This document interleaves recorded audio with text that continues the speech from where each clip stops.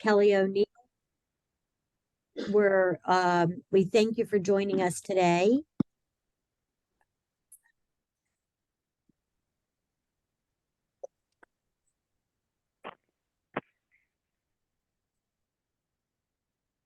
Okay, so for today, so we want to welcome you to the 2023 Exhibitors Forum. We appreciate you taking the time out of your busy day to join us. We will discuss several aspects of the assembly and look forward to your feedback. If you have other items to share, we appreciate your thoughts.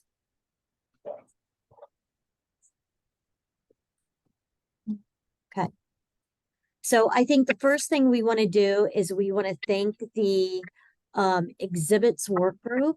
These are your peers and representatives of the other exhibitors there. The planning committee actually has about 25 individuals made up of 8 different work groups, and one of those work groups is the exhibits group.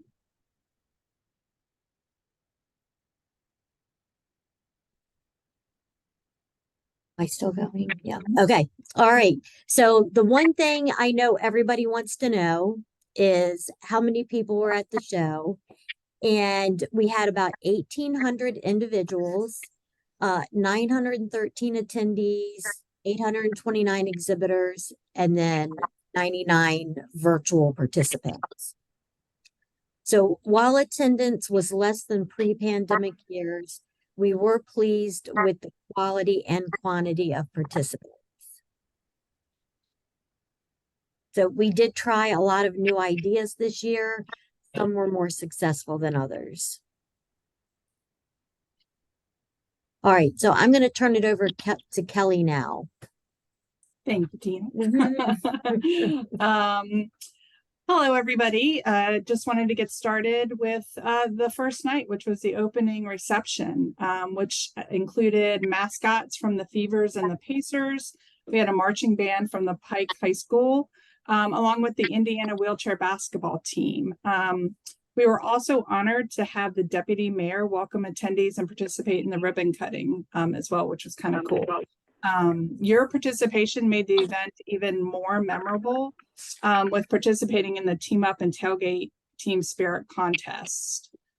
Just want to give a quick thank you to the congratulations to the winners of that Team Spirit contest. We appreciate your participation and all the effort that you put in to participate. So thank you so much.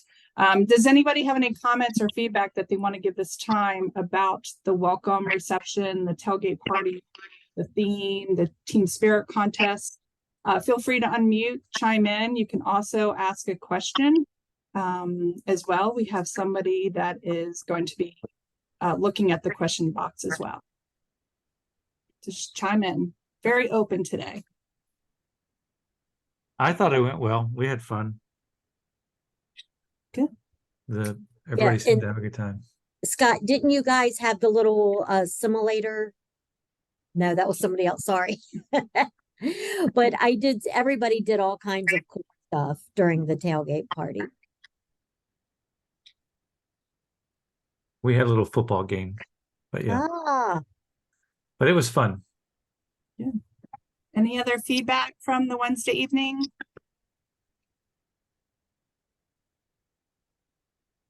All right, so we'll move on a little bit.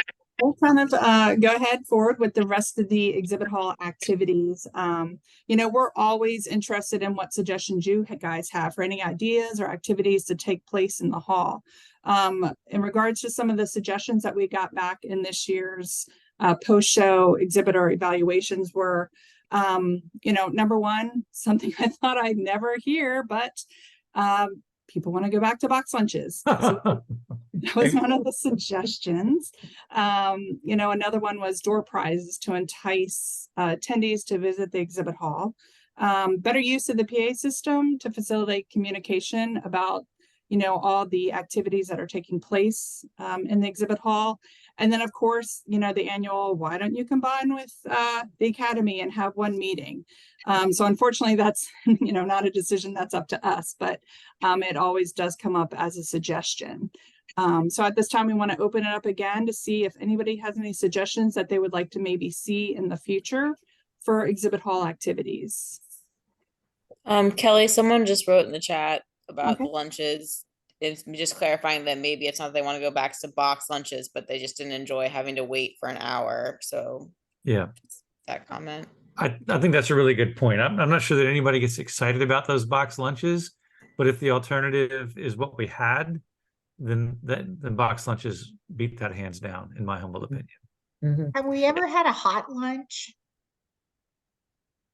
Yeah, we have. Okay.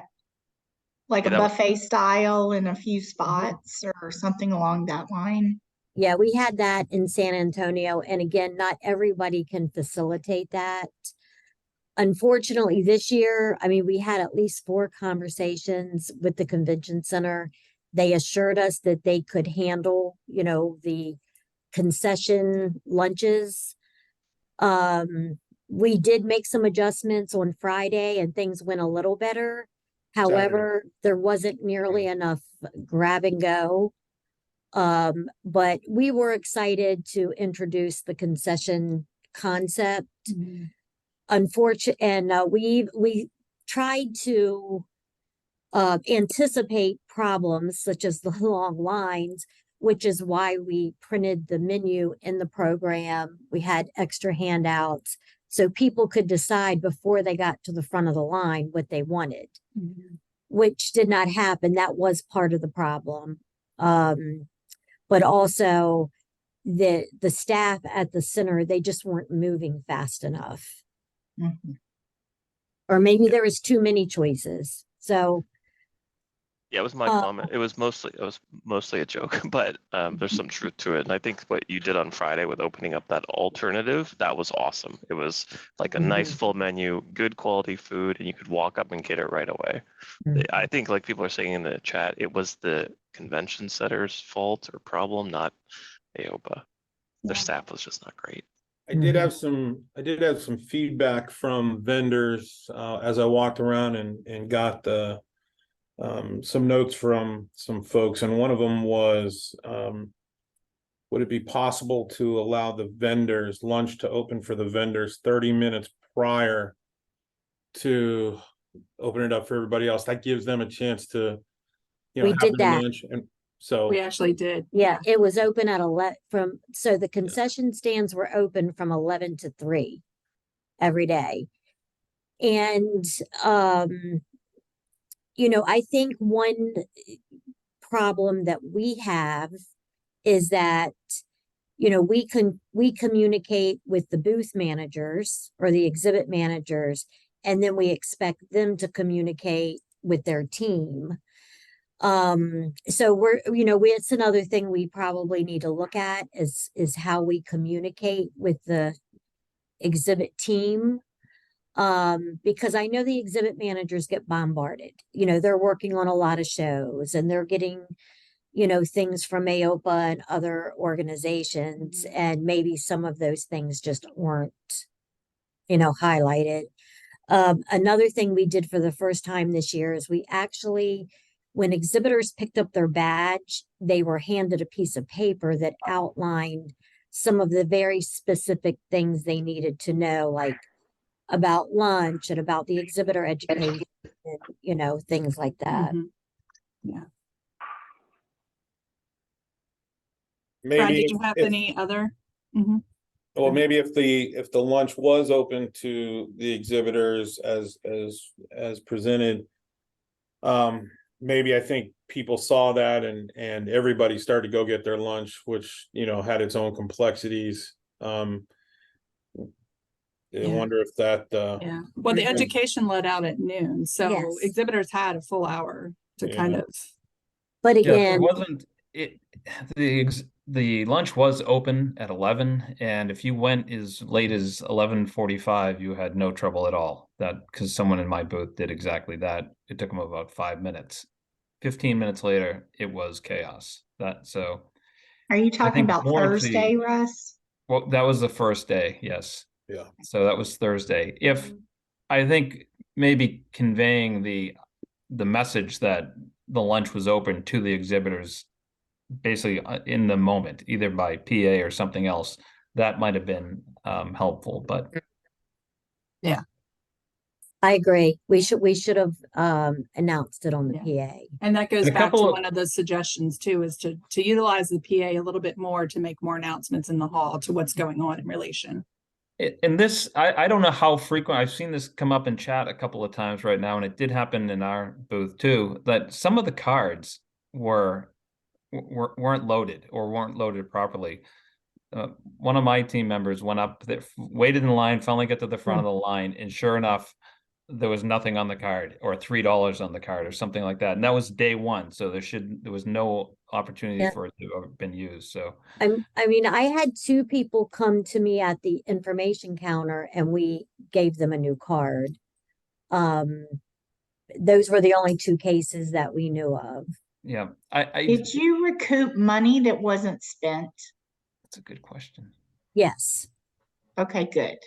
Because I think I used mine a little, but I had like, let's say I had a lunch meeting one of those 2 days. So I just wanted to know that y'all recouped some money that wasn't spent on the cards. So, Yeah, we only paid for what people spent. okay, Well, that's good. That's good. Does anyone else have any comments? They're the same things have been said, except for someone did suggest food trucks, but then it was chimed in that food trucks would take people outside the hall, so. Yeah. And typically we have to buy the food from the center. Right. Mm-hmm. Yeah. I do think it was a neat idea. I was kind of excited about it when I first saw it, but then reality hit and it was like, oh crap. So, but hey, I give you guys credit for trying it, and I don't think we're blaming AOPA for this at all, right? It's just Yeah, so. but thank you. Yeah. So, okay. One quick and- question that just came in about, was there no afternoon coffee break because the lunch was so long? So we typically do not do an afternoon coffee break. We've added the morning. But yes, so the concessions would have been open till 3 o'clock. There was a concern about a crisis with the coffee running out in the morning. Mm. You would have thought like it was the end of the world, but I know that the staff jumped and got that rectified as fast as they could, so that was appreciated. Do we have any sense, Brad, of how long it did take? Because I had a couple of people bring it up to me as well. I was there from the last drop to the first drop, and I want to say it wasn't, but That's where all the coffee went. yeah. Well, it was actually Karalewski. He was priming the pump. It probably 20 minutes. Tina, what do you think? 20, 25 minutes max? Yeah, I was over there with you, Brad, when we Yeah. ordered it. Mhm. Yeah. I mean, I don't think they had extra pots brewed, so they probably just hit brew, and as soon as that thing was done, brought it right in. So it was probably 20, 25 minutes, but they're going in between class, they're coming in to grab a coffee. I get it, It was a short-term inconvenience, that's all. Okay. So All right, well, let's move on to the scavenger hunt. So something new that we did do this year and tried was a scavenger hunt. There were a total of 43 teams that participated. And I think that was 77. 77 total players. We did receive a lot of positive feedback, whether they left the feedback within the scavenger hunt app or just from relaying that to the staff here. We do want to say a thank you to all the exhibitors that chipped in and provided items for the goodie bags. So every participant from the scavenger hunt received a prize, whether, you know, they completed or didn't win. So it's just kind of a great like team building opportunity that we tried this year. And I think it turned out pretty well. Were there any feedback from that? Did anybody have time to participate in the scavenger hunt?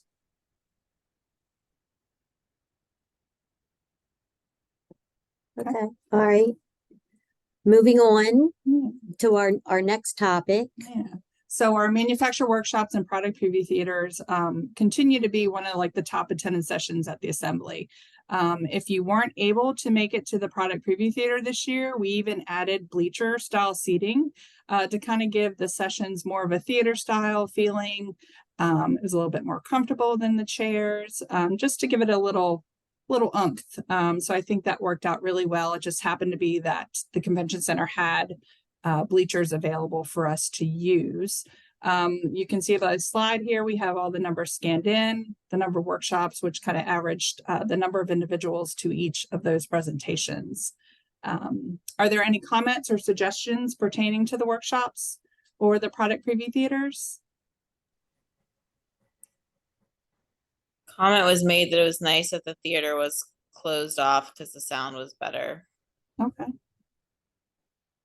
This Okay. doesn't apply to my experience with the product theater. Mine was fine, but the gentleman from Sure Step did express that when he went, they did not have a microphone prepared for him, and that was problematic.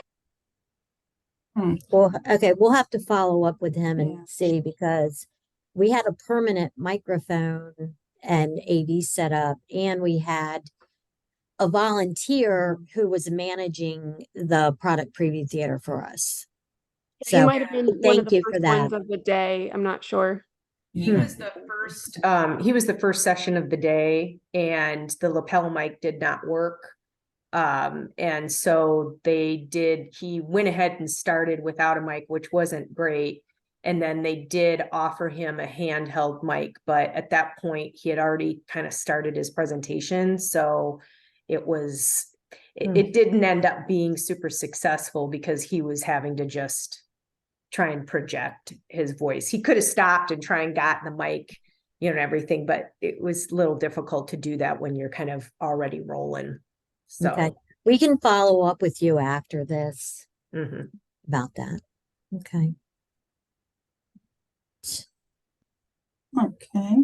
And one other thing we wanted to point out, because we did get several comments on the proximity of the exhibit hall to the education.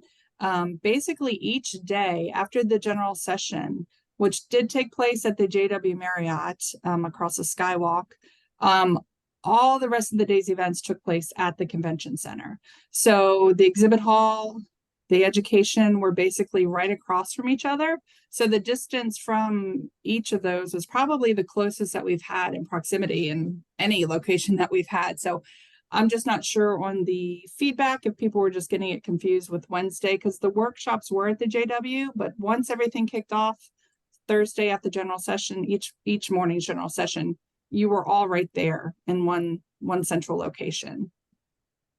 Yeah, the feedback that I took down from some folks it was the long walk between the JW and the exhibit hall on Wednesday and Thursday. So was there something going on Thursday? Well, Wednesday was just the workshops and exhibitor setup. So there's Yep. really no reason for attendees to Well, be coming over. The tailgate party. Well, except for in the evening with the welcome Right. reception. Obviously, Well, those people have never been the to Vegas. opening Yeah. session is at JW Marriott, right? Yeah. So Yeah, so every so- day. So that's the one long walk. So if you did attend the morning The session morning at 7 session, right. 7 a.m., then you did have that walk to the exhibit hall, but everybody had to have that walk. yeah, but then once you were there, everything was right there. Exactly. That's correct. Exactly. Yeah. I'll just say there was a lot of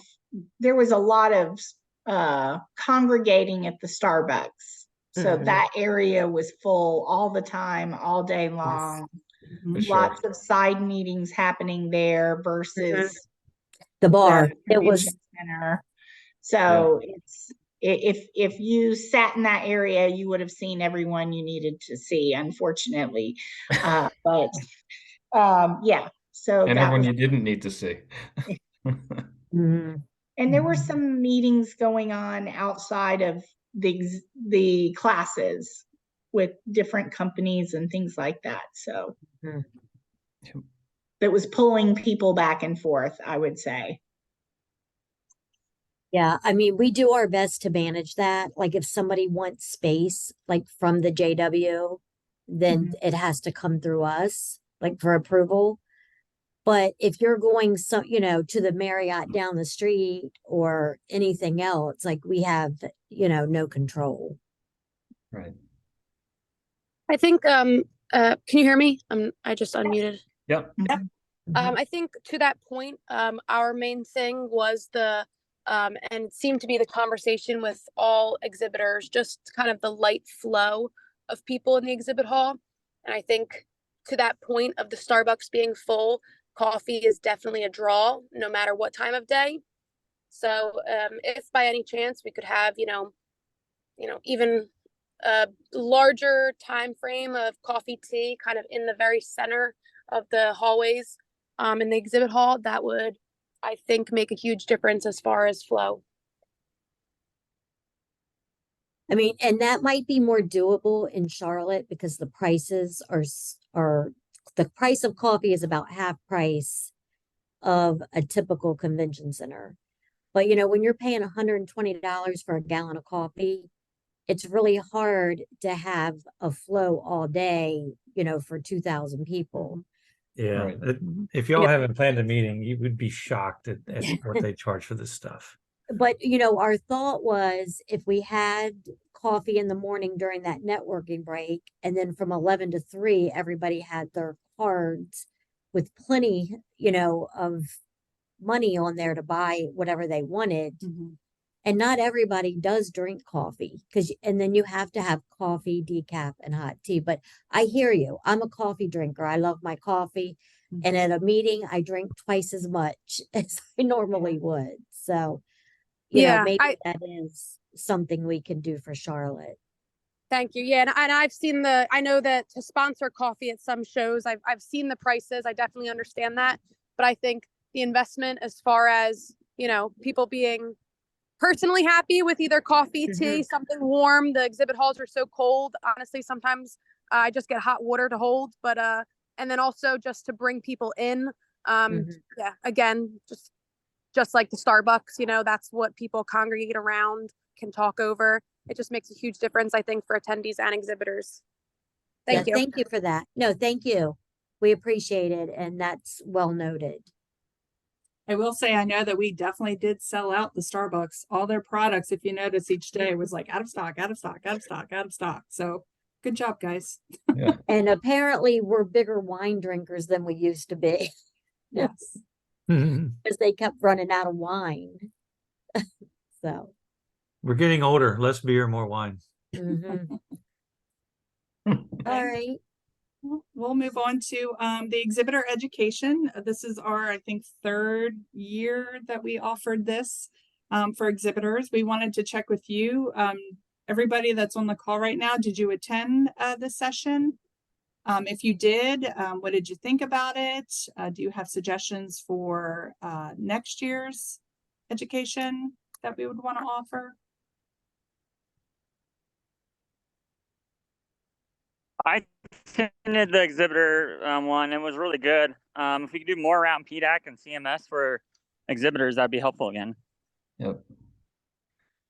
Did everyone feel like they knew that where and when this was taking place? Is there any sense that it was a bit of a mystery? I'll admit I forgot about it. On the day, and I should have known, but there were so many things going on, I missed it, even though someone from my company participated. And I remember thinking, I meant to be there. Right. And Christine, you're also on the work group that helped organize it. So right. So but that's exactly I think the problem, right, Christina, is that there's so much going on. I mean, when you're in that exhibit hall and you have so much going on even beyond those walls, it's a whirlwind. So like the moment it's happening, unless you're kind of like spurred at that instant, So it's easy enough to miss it. along those lines, we bring this up every now and then, but back in the day, I was in the association world, when we did our conferences, the exhibit hall was literally shut down during dedicated education time. The attendees were not allowed in the exhibit hall. And I think we'll talk about Friday at some point. Friday was a hell day in that hall. We were there all day long on our feet. If there were dedicated times or times when people weren't allowed in there, exhibitors could take a break, and then you could do exhibitor education and we wouldn't have to worry about missing opportunities with potential people. Just food for thought. I know we've talked about this. Most people hate that idea, but it is a really, really long day for a lot of people when you're there from, I forget what time we started, and then breaking down afterwards. So Friday was a tough day. Can I ask, since I missed it, how many people did attend it? Because I remember when we had it in Boston, I want to say there was unopposed time or something, like there was, may have been before a hall opened or something. But then the room it was standing room only for that topic, which was what, venture capital or venture equity entering our business. And so that was standing room only. All right. And then so in Boston, we actually did 2 sessions there. We did, I think, the venture capital, and then we also did distributor, like distributor influence within the within ONP. And I think you're exactly right. Those were both done while the exhibit hall was closed. It basically hadn't opened yet, and so attendance was ridiculously good. And then last year in San Antonio, we did the social media presentation. That was also while the exhibit hall was open, though. But we did better last year in terms of overall. Maybe it was similar. So someone asked the question, I can answer it. I was in the room. I think we had about 25 people in the room, which I was a little. Frankly, I thought we'd have more because I thought that topic spoke to a lot of people. And I'm just again, I go back to that idea that so many people, when I asked them if they were going, if they had, why they hadn't attended, didn't know about it. And so, I think the idea of doing it when the exhibit hall is closed is good, except then that creates other issues, which is why we ended up doing it during not unopposed time, but during open hours. So let me ask, would people be interested in this program if we repeated it as a virtual? Probably. I think so. Yeah, I would think so. Because here's the other thing. I don't know who was on this meeting who was in that room, but it could have gone on for another hour. It easily, just like the topic we felt like we just scratched it. So there's a lot to talk about still. I'll throw myself under the bus. You can ask Kelly, she can validate this. I'm notoriously bad about reading emails because I'll call her up and ask her something that's right there. The exhibitor education I read it, I saw there was a lot of messages about that, and it was in my calendar. I didn't go, but that was one that actually did stand out to me. So whatever y'all were doing to promote that, I think you did a great job, because even I saw it. Thank you, Scott. And thank you. I think it even kind of goes back to what Tina mentioned earlier about, I send messages out to my exhibitor point of contact. So really, whether they relay this messaging to their booth staff, I think that might be where some of it gets cut off. So maybe that's why some people weren't aware of it.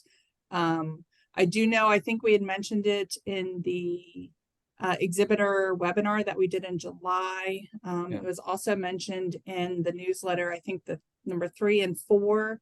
And then, as Tina mentioned as well, we had a flyer included with the program. So when you checked in to receive your badge, there was another mention in a flyer for the education as well.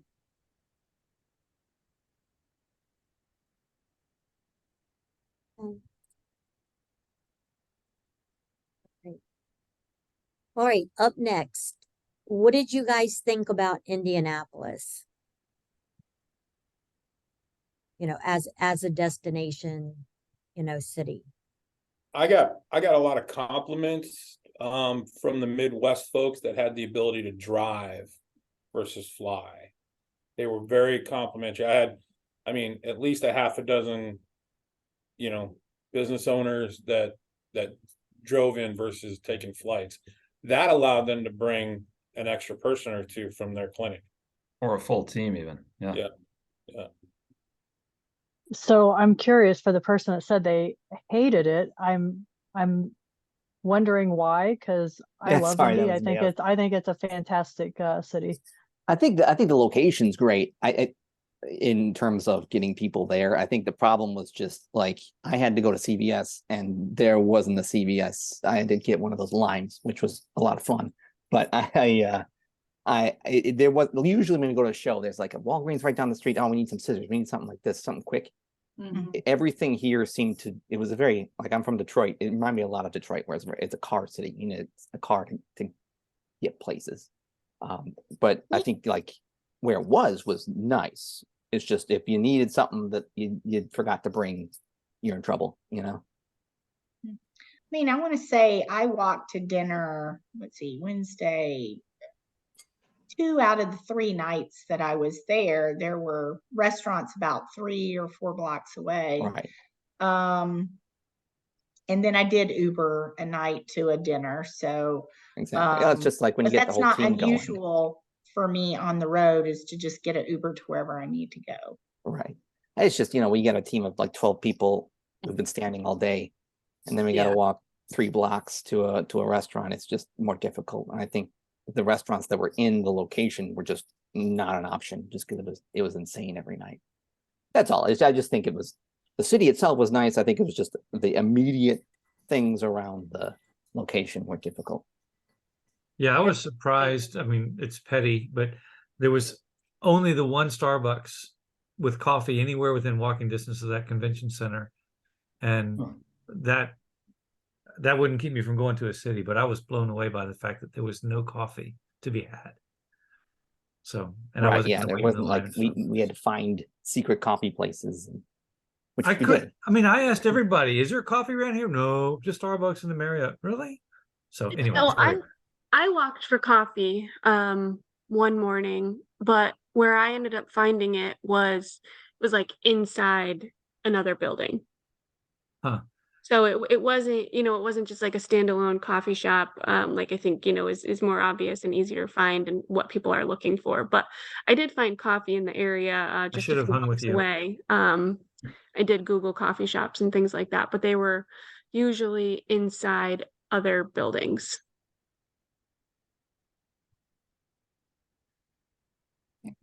Okay. Logistically, it was super easy to navigate, I will say, comparative to Boston, you know, San Diego, places that are exceptionally expensive logistically. It was there was a trade-off, definitely a trade-off, but from an expense standpoint, we probably saved $30,000 easy with material handling, shipping, you know, all of those things, compared to having it on the coast. Just my opinion. That's good. I mean, in a general rule, I think about every 3 years, we have a destination, more of a destination location where they might bring a spouse or they might bring others. But I think that's just cycling. And I think that's also cycling within practices of when they decide to go to national meetings. So I'm not sure if we will, you know, ever go back to Indianapolis, but you know, we do like to just throw in some different destinations to maybe reach a different group of people. So that brings me to next year, where we will be in Charlotte. somewhere we haven't been since, I think, 1997. Exactly. So, you know, I'm not sure how familiar people are with Charlotte, but it's very easy to get to. You can get a direct flight from most places. Also, we have a very high population of OMP facilities and practitioners. So I think that would be, you know, it'll be a huge draw in that sense. There's a lot to do in Charlotte. It's, you know, there's, of course, the NASCAR Hall of Fame is actually connected to the convention center. And then you have actually the NASCAR racetrack where you could go and actually do the NASCAR experience, something I did years ago, and it was something I highly recommend. I think we'll find Charlotte also very economical. Just, you know, like to throw out one number, you know, a gallon of coffee is typically between $90 and $120. Looking at the menus, and I always do this when we're looking at contracts, a gallon of coffee is $45. So, you know, that also relates to you. Like if you want to do the happy hour or you want to have something at your booth, it's going to make it a lot more doable than is typical. So also North Carolina is a right to work state, so it should be much, you know, easier as far as dealing with union labor. And I also want to mention that the day pattern in Charlotte is Thursday to Sunday. So every 3 to 4 years, as you know, we kind of go off pattern just to get you know, a better hotel rate and just, you know, a better overall economical experience for everybody.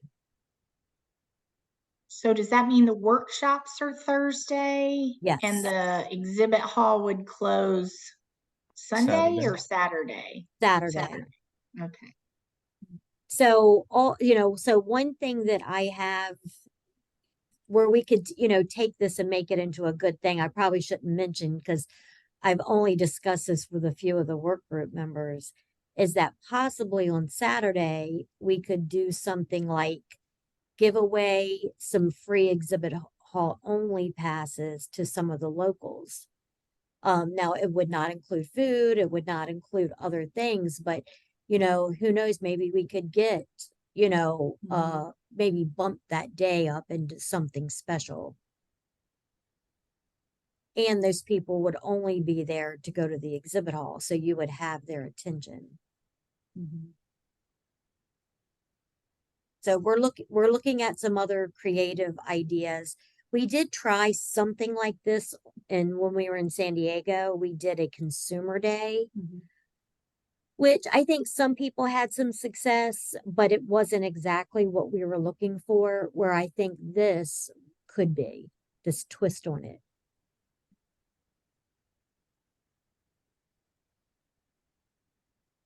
Also, kind of in relation to that, I wanted to ask your opinions. As you know, last year on that last day, we closed at 2, which I think kind of we all came under the same understanding that was a little bit too early. So this year we did close the hall at 4.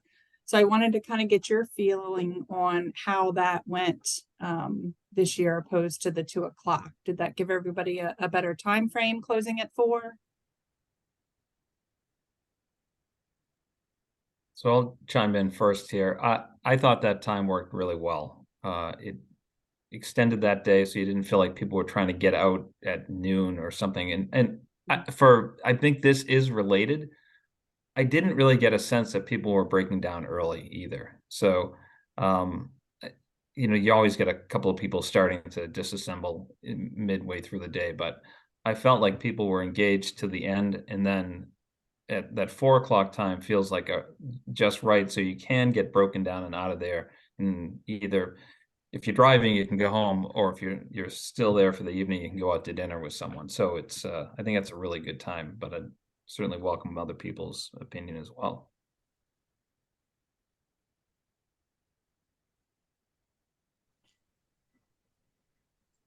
I would agree with that. I think, you know, like you just said, if you leave it 2 versus 4, you're just sitting around that whole time anyway. So why not, you know, have a little bit more time with some customers in the booth? And yeah, like I was able to have dinner. A lot of people left. They were able to get fights and all that still. So I think it was a decent way to do it. I didn't mind. I thought ending at 4, the booth hours were fine. I just think that the traffic was pretty light, so it did feel like, at least for us, the busiest time of the booth was 9 to 10:30.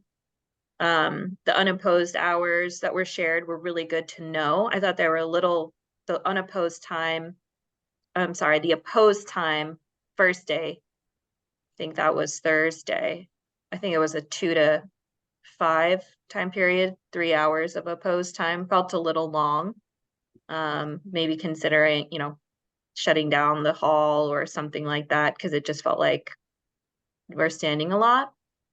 But maybe that would be, you know, rectified, timing would be rectified if we had closer classrooms the classrooms were closer to the exhibit hall, and lunch was a bit more accessible for folks. We would have had some more traffic, but that's just my 2 cents. Okay, thank you for that. Sure, no problem. Right, so I want to circle back because a number of people have brought this up in chat, and I don't want to miss it. But the exhibitor lounge was a disappointment for sure. It's not a huge focus for me, so I guess I'm not overly focused on it generally, but I did go into it, and as other people have noted, it was like a cell for one thing. It was like it was the least 2 welcoming. cells. Yes, exactly. It was the Like- least welcoming room in the entire building, and it never seemed to. At one point, someone goes, "There's cookies in there," and by the time I made my way over, there was nothing left, and so it felt like a real. And I know that's I think a Freeman sponsored event or something, but it felt like they put the bare amount of effort into it as could be. So something worth I noting. think, like, I want to say I went one time looking for water. There wasn't water. I might have gone back another time. They might have had water, but it was maybe on Friday and not Thursday. Definitely not Wednesday night. So, well, there was definitely water in the hall. They had like the water filling stations near all the bathrooms, but that's why I missed it then. Yeah. I don't think I was next to a bathroom. I Okay. was right across from the exhibitor lounge. Right where you were, Christina. That's exactly where it was. So Yeah. I walked in a couple of times and just nothing. So it was unfortunate that if we did not use that space, we would not have had an exhibitor lounge. I mean, there was literally nothing. I mean, we didn't even have a staff office over in the convention center. So my team were constantly running back and forth, you know, because we had the exhibit hall, we had our education rooms, and we just did not have, and the hall was full. There was just nothing. Yeah. I mean, I know there was negative feedback about the size of it, but I'm totally happy because at least you guys knew that there was one. So that little flyer did work a little bit. So you guys, you know, previous years are like, we didn't even know there was an exhibitor lounge. So I'm happy that you found it. Sad that it was kind of small this year, but you know, hopefully next year we'll have a little bit more space to work with. And more for that. cookies. And more Yeah, cookies. Those cookies were great. Just I it didn't went feel in like a there place you and- wanted to sorry, go and go ahead. take 5 minutes off your feet. That's so for what it's worth. Yeah, I went in there a couple times and like somebody was having like a full on meeting in there. I don't know if that was Yeah, somebody I reserved saw that that space or too. what. Yeah. It was uncomfortable. Yeah. So it was, I saw that as well. Yeah. You should have sat down with them. And Right. Yeah, said, I should've, hey, what we what's talking What are happening?" you guys guys? talking about? Yeah, I mean, because ideally that's not the purpose of the exhibitor lounge. It's more for you guys to kind of step away, time to yourself, relax. Not Right. necessarily for you to hold, you know, meetings. But And if you did hold a meeting in there, you cannot think that this is a private space, you Right. know? So, Exactly. Yeah, I got some looks when I opened that door. oh, well, Yeah, They didn't even shut the door and put private on it. no, just, this is the lounge, right? Oh, goodness. But I got a cookie. Those cookies were amazing.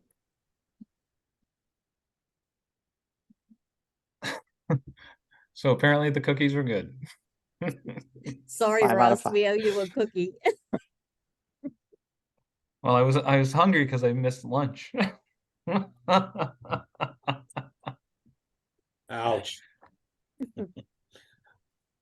Are there any other comments or anything else in the chat? Sorry, we can't see the chat, so I know that Yeah, you guys. there's just a comment that came in about, was there originally a tech contest with video submissions that got canceled? I think everything else has been covered.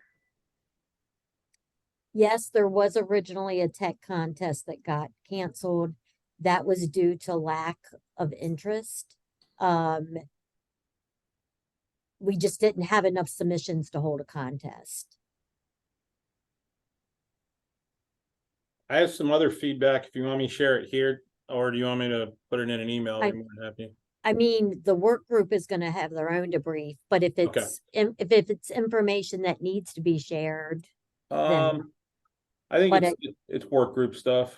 One of Okay. I think one of the key points is stacking the meeting on the heels of the Labor Day weekend wasn't great for some. It was already a short week for some. And that was mentioned more than once. So for yeah, whatever. I do think that's a work group Yeah. discussion.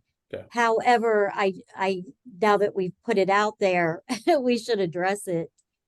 And you know, one of the reasons, you know, why we do that, it's not because we want to, but I can tell you, like that JW, that was a very nice property. And if we weren't on that week over Labor Day, the room rate would have been at least $50 higher. Mm. And I mean, I think we all know the lower room rate does drive attendees. The education program, you know, and the room rate, those are two of the biggest drivers. I think this was one of the most recent times that I can recollect in my time that we had the nice breadth of properties to choose from. You know, like you said, you know, we had that JW was up here, you had Springfield Suites, you had the other one. So there was a nice breadth of accommodations for the attendee and or the vendor to choose from. Absolutely. So I think that was pretty well appreciated. Yeah, the rates ranged from $159 to $199. Yeah, you can't beat that. Yeah, and that's true. I mean, basically every room under $200 is in these days in a city unheard of. So Win. So, all right.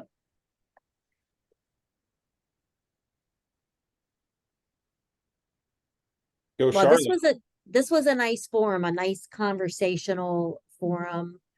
If anybody else has comments they want to share privately, you know, we have, you know, 4 exhibit committee members on this call: Brad, Russ, Christina, Linda, anybody else? Susie. Susie, yes, I think Janine as well. and So, Janine. yeah. Or you can feel free, you know, to contact Kelly or I, or shoot us an email. Can always send an email to assembly@aopanet.org with a question. We have 3 people that monitor that email address. So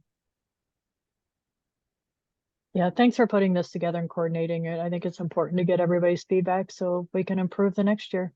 Absolutely. Yeah, and I was muted, but I do want to echo Brad's comment. That room rate was phenomenal. I was blown away. So that does make a big difference in deciding how many people you're going to bring and everything else, because it adds up quickly. That's for sure. So thank you for your negotiation skills. All right, I think that's Okay. it. Thank you guys for taking the time, and looking forward to Charlotte. Yep. All right. Thank you. Appreciate it, everyone. okay. Thanks, All Have a everyone. great weekend, everybody. You too. All right. Bye.